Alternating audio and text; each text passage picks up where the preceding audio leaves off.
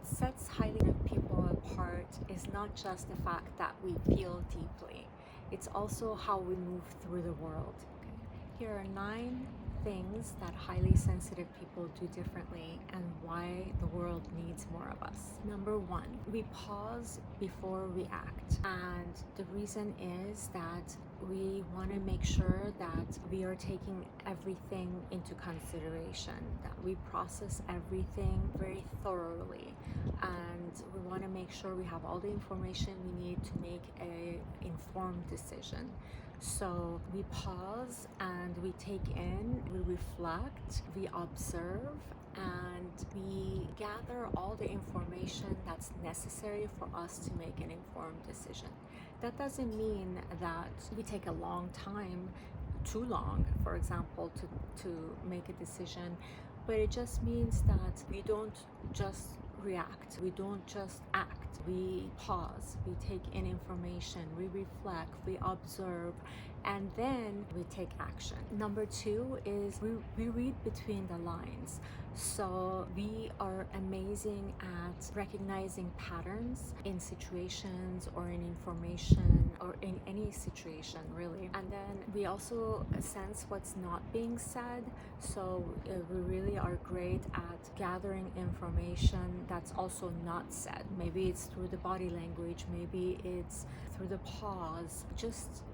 Because we take in a lot from our environment, we pick up on subtle things as well. So we take in all of this data and then we make an informed decision, and then we take action. So we definitely are great at reading between the lines, looking for the unsaid information, looking for the gestures or the different body languages or the facial expressions. We pick up on any subtleties, any changes that we see in a person or a situation or in anything, an event. And then we listen with our whole being.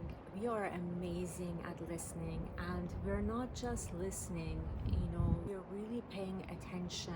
We're not listening so that, in listening and then at the same time, like kind of forming what we're going to say to that person in response. We're really in the moment listening to that person, giving them our whole 100% attention.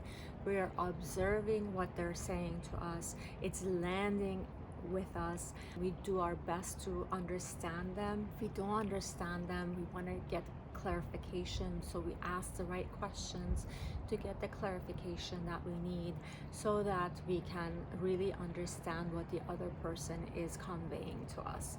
That's why people open up to us, because they can sense that we care. We care and we're paying attention and we're giving them our undivided attention. We are never fooling around with our phones while somebody's talking to us, because we know how important connection is and how important that person is to us. And because we care so deeply, we want to make sure that we give them all of us, right? So yeah, we're really make great friendships, and it's all around really understanding what the other person is saying, and not just by their words, but everything that, like their body language, the way they carry themselves, all of it gives us information. And then we reflect a lot. We love to take in what's happened. For example, if you have a conversation with a dear friend and then that friend leaves, and then you actually reflect back on the conversation and run things in your head, and just because you want to be clear on what happened, learn from it, grow from it, evolve from it, you just want to make sure that you are, it's mostly around making sure that we grow as a person, based on whatever it is that's happening in our day. The reflecting comes from a sense of wanting to better ourselves and wanting to learn from every situation. But bottom line is because we want to better ourselves. We're in continuous improvement. And then we experience emotions at a very deep level. So we might react very strongly to a situation. For example, we might cry, we might get emotional, we might get sad. Emotions, for us, we feel them very, very deeply. So it could be that, someone is telling you a story that's not even related to someone that you know, but it's a sad story, so you might get very, very emotional. That to some who's not highly sensitive, they might think that's, wow, you're reacting so strongly to that.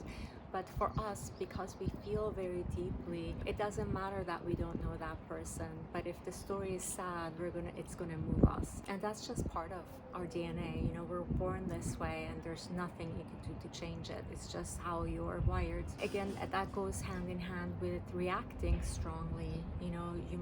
Somebody might say something to, especially if it's something that's maybe not just, maybe it's not something that you feel is fair, then you're going to react strongly to that, because we are all about right and wrong, and justice must be served.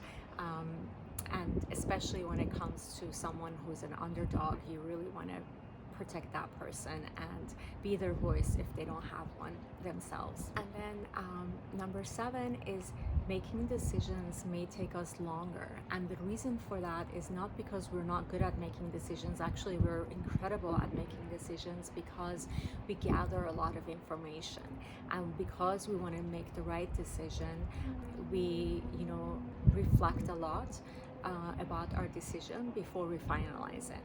So we gather information, not to the point that it's overly, it's not like, oh, it takes you forever to make a decision. It's not that way at all. It's just that because you're very conscientious and you want to make the right decision, you will spend the time to gather the information, do your research, talk to different people who are maybe experts in that field, gather as much data as possible, so that once you make a decision, you're very confident about your decision. And then number 8 is we love deeply. Oh my God, if we love someone, we're all in. We give them 110% of ourselves. And we definitely, I think it's the strongest kind of love. When I have highly sensitive people in my life, the love that I feel from them is so much greater than the love that I feel from non-highly sensitive people.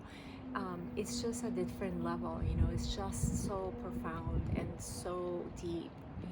They make you feel loved because they know everything about you. They know how you move, they know what you say, they know what you like and what you dislike, and they're so detail oriented that they know you so well that sometimes they know you more than you know yourself, and it's just so beautiful. So yeah, we love very deeply. And then number 9, we avoid conflict, not because we're weak, not because we don't know how to deal with conflict. We actually do a really good job dealing with conflict, but it's because we know how harsh words can have a ripple effect. We know how conflict can cause a lot of deep wounds. So because we care so much, and because we feel so deeply, we rather have harmony in our life than conflict. And also, we honor people so much, and our connections and our relationships so much, that they mean more to us than winning a conflict does. For example, even if the other person is wrong, a lot of times we think about it this way. We think, oh, that relationship is more important than me being right about this one particular topic. It doesn't really matter in the big scheme of things. It doesn't really matter. And so that's why we try to avoid conflict as much as possible. It's just not comfortable for us to be in that state. We much rather be in a harmonious state with people than be in a conflict with them. So if any of this resonates with you, you might be a highly sensitive person. I do offer a complimentary session if you like to find out if you're highly sensitive. You can book a session with me. The link is in the description below. If you like my channel, please consider subscribing and liking my content. And if you believe you're a highly sensitive person, please remember that you are very unique. We need more people who feel deeply, who are conscientious, kind, and loving and nurturing people in this world, especially now. See you in my next video.